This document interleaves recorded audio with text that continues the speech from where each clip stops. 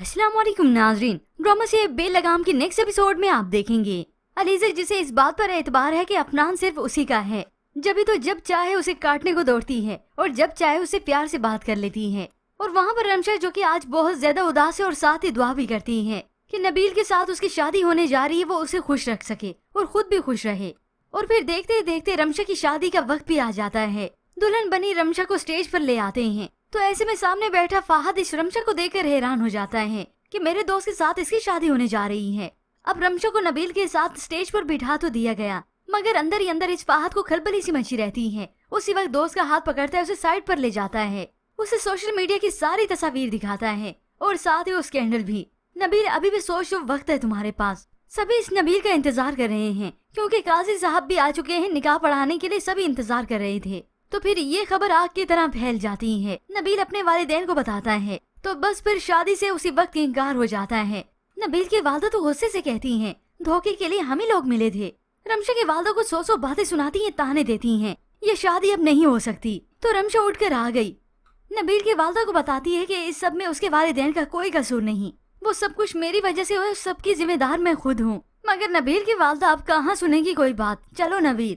तो ऐसे में रमशा फिर भी खामोश नहीं होती, उसकी वालदा की मिन्नत समाजत करती है, उनके आगे हाथ जोड़ती है।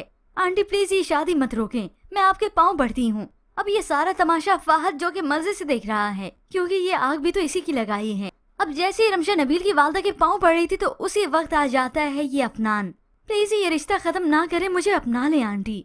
जैसे कि रमशा कहती है कि हर मुसीबत के वक्त यही अफनान उसकी मदद करने के लिए आ जाता है, तो अब की बार भी ऐसे ही होता है। उसे अपने वालिद की दी हुई अमानत रमशा के वालिद को देनी थी, इसलिए यहाँ पर चला आया। और अब हकीकत उसके सामने खुलती है कि ये रमशा है।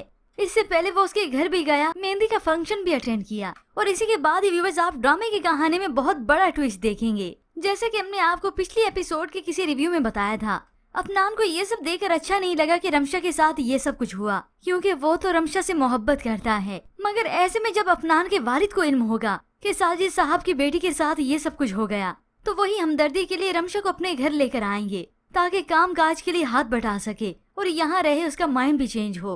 क्योंकि सारे तमाशे के बाद अब रमशा से कौन भला शादी करेगा, और अब माँ बाप भी उसकी शादी का नहीं सोचेंगे।